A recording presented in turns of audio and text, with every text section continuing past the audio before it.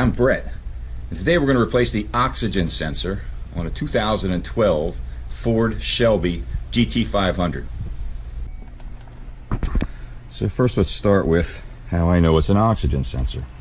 Well, you can see the check engine light is on. The car threw a code. So we'll use our trusty, so this is actually a programmer, but it also does codes from SCT. I believe it's called the Excalibur 4, X4. Just plugs into the car's diagnostics port, which has to be within so many inches of the driver's position. Just plug it in, it'll power itself off that OBD2 port. And we want to go to vehicle functions, read the codes, make sure the key's on, it's on, continue. And you can see the codes we've got. And you can press on those and you see what it is. It's a heated oxygen sensor issue. Bank 1, sensor 1. Bank 1, sensor 1. That's the one that tells us exactly which one we're dealing with. I'll go over that in a second. Go back, look at the next code. Also to do with Bank 1, sensor 1 of the heated oxygen sensor. So both these codes are coming from the same device. It is a hard fail because you can clear the codes. So you can exit this, actually clear the codes. It'll turn off the check engine light as soon as you start the car again. Check engine light comes right back on, so it's not intermittent, it's a hard failure. So how do we know which one we're dealing with? What is Bank 1? So let's go take a look at that. Alright, so here is the Shelby's engine. This particular model year came with a 5.4 supercharged. That's a root style supercharger from the factory. This engine's been swapped. I raced this car at Daytona. It's the first place I blew up the engine. I've also done a lot of running this car at Sebring, and then one time I spent the weekend at Roebling Road in Georgia. And I can tell you, racetracks are brutal, especially road racetracks. Did just about everything. Anyway, I blew the engine for the first time at Daytona. So this is actually the 5.4 heads that came with the car, but they are mated to a 5.8 liter block, which was production for the Shelby in 2013 and 2014. Those 2 years ran a 5.8 liter block.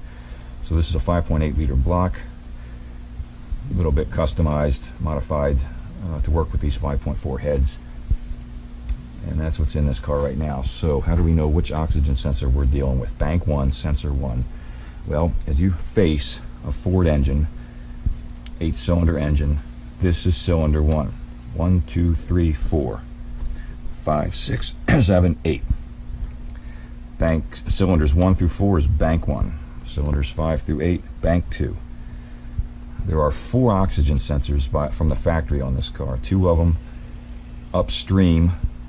If you consider the exhaust flow a stream, upstream from the catalytic converters, and 2 of them downstream off the catalytic converters. This is sensor number 1. It's the upstream sensor, the closest to the manifold, if not on the manifold, the exhaust manifold. There are actually 5 sensors on this car because I added a 5th sensor to work with my airflow ratio gauge.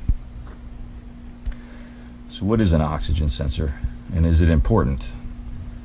Well, in the old days we had carburetors, and in a carbureted car you could tell if you were running too lean or too rich, because ideally what you want is 14.7 parts of air that we breathe to every 1 part of gasoline. Now that ratio, 14.7 to 1, is the ratio at sea level, and that's what you're aiming for. And if you have exactly that ratio, you'll get complete combustion. You won't get any byproducts, and you won't have any leftover oxygen in the exhaust stream. So in the old days with a carbureted car, what you would do to tell if you were running too rich or too lean is you would, quote unquote, read the plugs. You would run the car, you'd come back, and you'd pull a spark plug, and you'd look at it. And it was one color. If it was kind of blackish, you were probably running too rich. So you need to lean the mixture out a little bit, changing the jets on the carburetor usually. And if it was really brownish, whitish looking, you might be running too hot. Especially if it looked like you were starting to melt the electrodes, and you're definitely running too hot.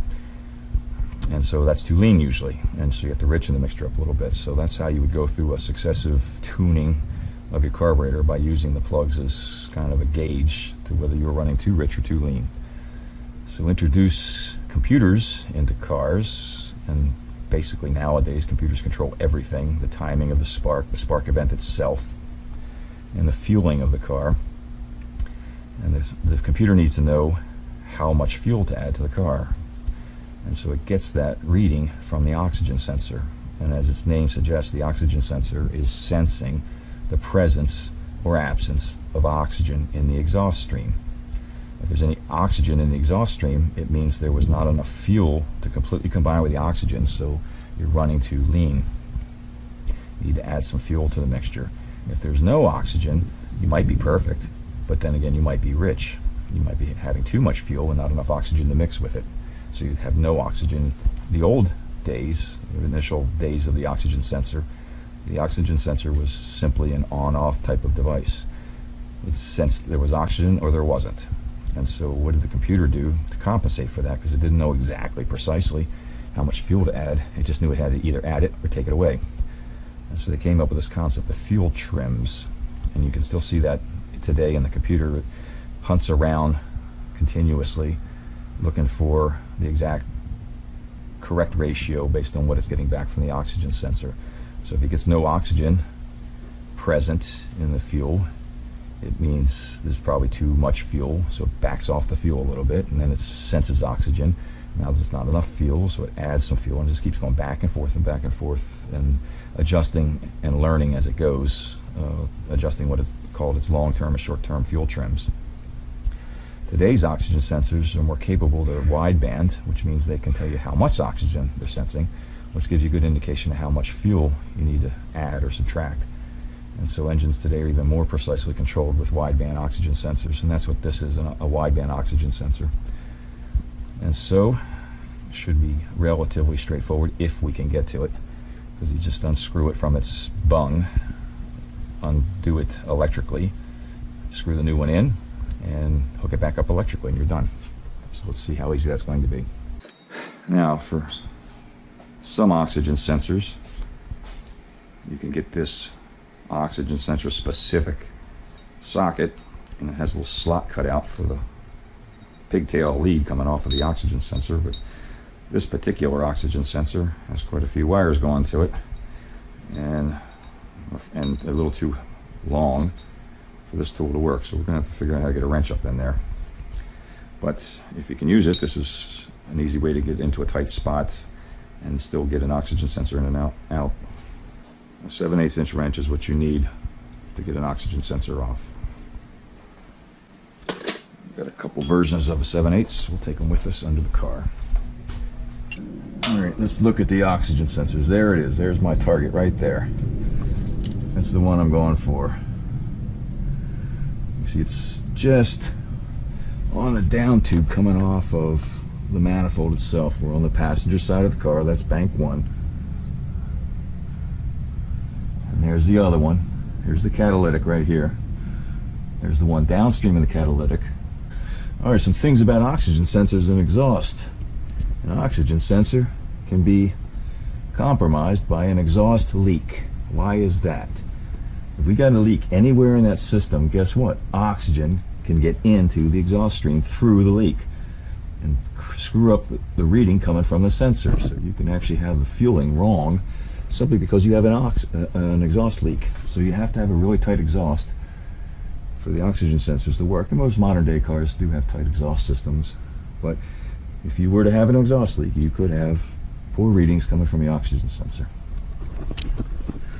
There's the one on the passenger side. Now, on the driver's side. On the driver's side, if I recall correctly, the factory oxygen sensor's in the manifold itself. There's the downstream, and that one you see in the down pipe was added in for my air-to-fuel ratio meter that I watch when the car's running. Very important when you're actually running on a track, I feel. You don't want the car going lane on you. Alright, so let's see if we can get this thing off.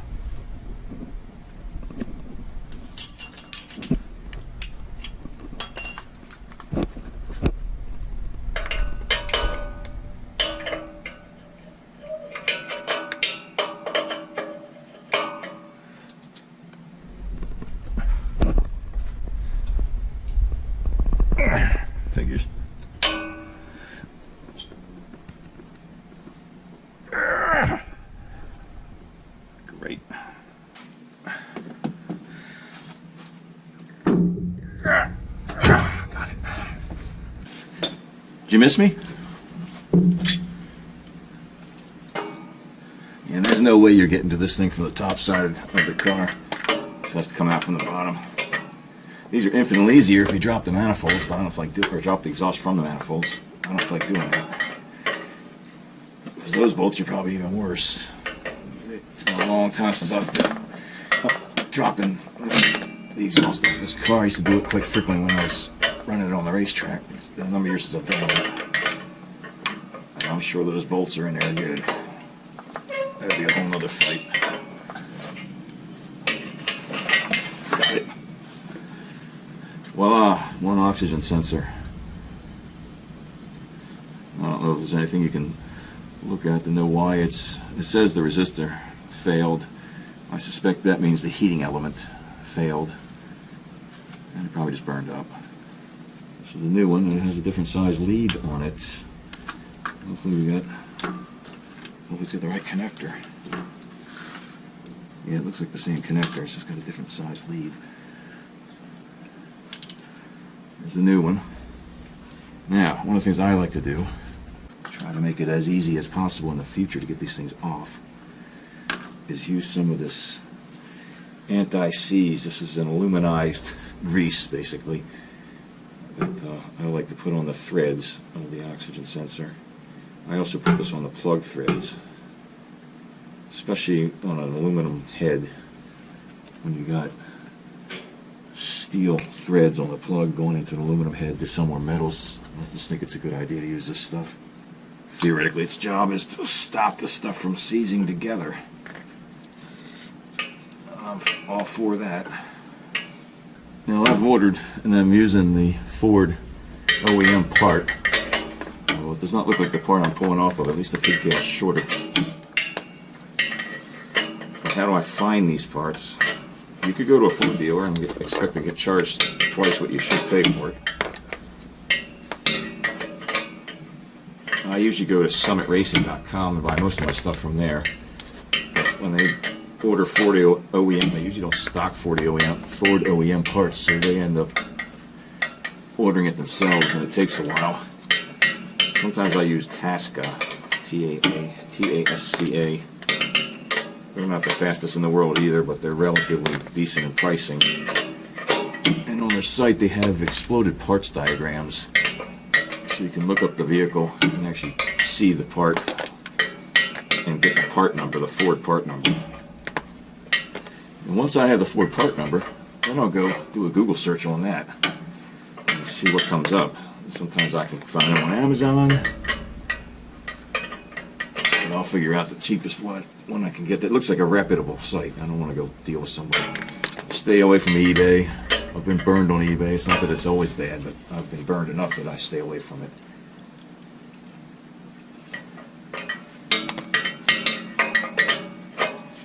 But then once I find the source and I just have the part ordered, this one I ordered from Tasca. It took about a week. A little over a week. So you can drive it. Can you drive a car without an oxygen sensor? Yeah, but you better be easy with it. I wouldn't spend a lot of time on the accelerator. But I've got another vehicle, so I just ran the other vehicle while I've been waiting for this part. But without the oxygen sensor, I can't figure out how much fuel to give the car. It's got tables. It'll do lookups based on throttle position, based on the amount of air entering the engine. But it can't be as precise as when it's getting that actual feedback that the oxygen sensor gives it. So it's not a good idea to run. It's probably why it threw a hard check engine. It didn't hesitate at all. It's kind of like, yeah, you can't be running. The Ford doesn't want you running with the oxygen sensor missing or broken. Here's the oxygen sensor. It's in, and screw it in tight. Now we just got to hook it up electrically. Here's its connector, and working in the shadows is what it's supposed to connect to. How long should these things last? Well, this car has 64,000 miles on it. This was the original oxygen sensor, as I recall.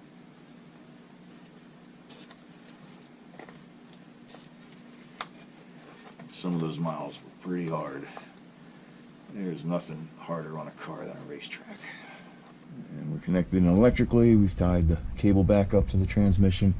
Keep it up off the catalytics. They get pretty hot. The whole exhaust system gets pretty hot. Let's see if we fixed it. Right there. There's the issue right there. I'll bet you it melted through the insulation. The wires still look intact in there, but you know, that's not a good sign that it melted through the outer. But the wires look like they're intact. But I've had issues with this car where it has melted the wiring, the chassis wiring. I had issue with the evap system, and it turned out it was bad. You know, the exhaust comes up and over. If you look back here in the car, the exhaust comes up and over in this area, the axle, and where it comes up close to the body, there's some wiring in there that feed the evaporative, the evap system, and those had melted together. And I had to go through and sort all that wiring out, separate them, re-insulate them as best I could, put heat shields around them. But that's one of the tolls. You probably wouldn't get the car that hot on the street, but for sure it gets that hot on the racetrack. All right, check engine should be clear. Let's start it up and see if we get the check engine right back on again.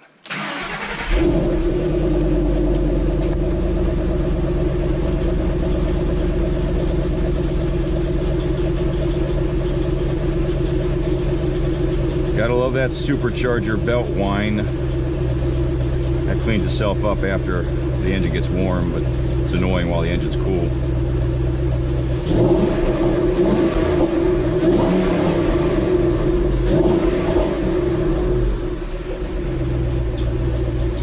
Yep, no check engine light, that was the problem.